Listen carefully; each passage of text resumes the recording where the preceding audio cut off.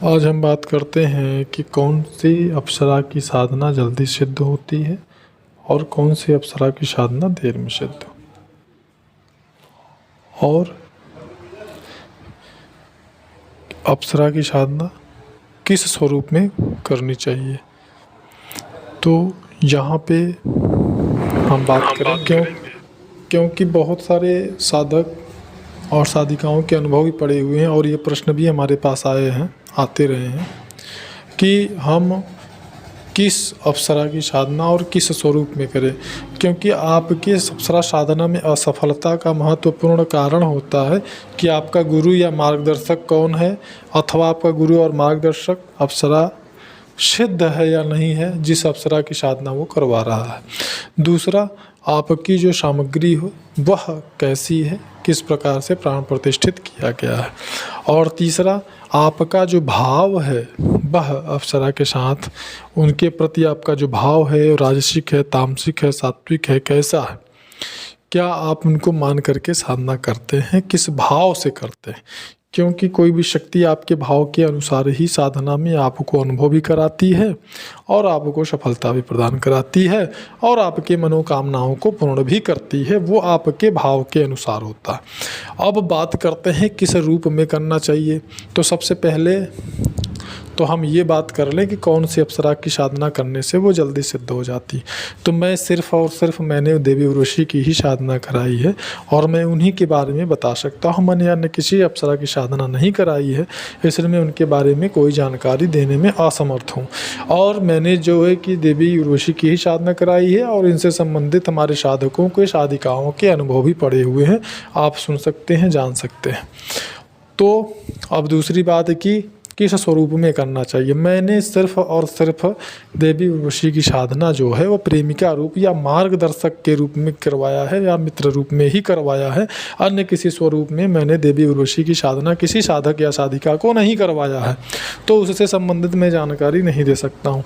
तो स्वरूप में जो है कि इन्हीं स्वरूप में मैंने करवाया है और इन्हीं स्वरूप में उनकी साधना करने से, अन्य किसी भी अप्सरा की साधना करने से, इन्हीं ही स्वरूपों में करने से वो थोड़ा जल्दी सिद्ध हो जाती है।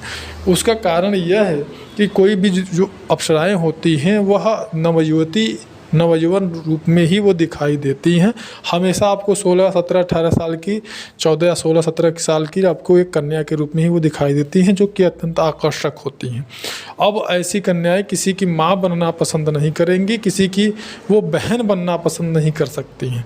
आपका मार्गदर्शक बनना पसंद कर सकती हैं, आपका मित्र बनना पसंद कर सकती हैं और प्रेमिका बनना आपके योग्यता के अनुसार वो पसंद कर सकती हैं। यह आपके योग्यता और आपके पवित्र भावनाओं पर निर्भर करता है। अब आपके अंदर कामुक विचार हैं, काम वासना संबंधित विचार अगर हावी होते हैं तो आपकी साधना आगे नहीं बढ़ेगी और ऐसा होने पर आपकी साधना में बीच बीच में ब्रह्मचर्य आपका खंडित होना शुरू हो जाएगा, स्वप्न दोष होना शुरू हो जाएगा, आपकी साधना आगे बढ़ेगी ही नहीं। तो अगर आप चाहते हैं कि आपकी साधना सिद्ध हो, आप सफल हो, आगे बढ़ें, आपका मेहनत जो है वो सफल हो, तो उसके लिए आपको मित्र के रूप में अथवा मार्गदर्शक के रूप में अथवा प्रेमिका के रूप में आपको उनकी साधना करनी चाहिए, जो कि जल्दी सिद्ध हो जाती है। और अब यहाँ पे आपको ये समझ लेना चाहिए कि आप उनको मित्र के रूप में अथवा मार्गदर्शक के रूप में साधना करते हैं अथवा प्रेमिका के रूप में साधना करते हैं, तो आपको बिल्कुल भी डर लगने की बात ही नहीं है। आपको डरने की कोई आवश्यकता नहीं है, आप उनकी साधना कर सकते हैं। उसके बाद में अगर आपको इस प्रकार के मन में भ्रम है या आप सोशल मीडिया पे पड़े हुए जानकारियों के अनुसार अगर आपको मन में कचड़ा भरा पड़ा है कि ऐसा करने से आपका विवाह कभी नहीं होगी, आपका शादी विवाह होगा ही नहीं, तो ये आपके मन का केवल भ्रम है। ऐसा कुछ नहीं है, आपका शादी विवाह बिल्कुल हो सकता है और होगा। आप इन्हीं रूपों में उनकी साधनाएं कर सकते हैं और अन्य किसी भी अप्सरा की साधना आप कर सकते हैं। ये मैंने अपना अनुभव बताया, जो प्रैक्टिकल मैंने अपने साधकों से करवाया है और जो अनुभव आए हैं साधकों के वो चैनल पर पड़े हुए हैं।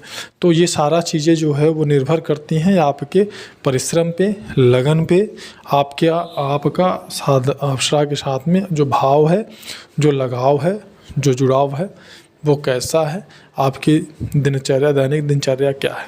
साधना किया आपने, साधना के बाद में आप अपने काम, सुबह अपने काम पे गए या बाहर निकला, आप समाज में व्यवहारिक रूप से व्यवहार करते हुए, विचरण करते हुए माताओं बहनों को आपने गलत नज़र से देखना शुरू कर दिया, या आप इस प्रकार की गंदगी है आपके अंदर, नशा जो है शराब, मांस, मछली इत्यादि का आप सेवन किए, और आपका व्यवहार किसी को धोखा देकर धन अर्जित करने का है, अथवा किसी को किसी भी प्रकार से आपका नुकसान पहुंचाने का आपका विचार है, तो ये सारी चीज़ें जो होती हैं वो आपकी साधना से ही जुड़ी होती हैं।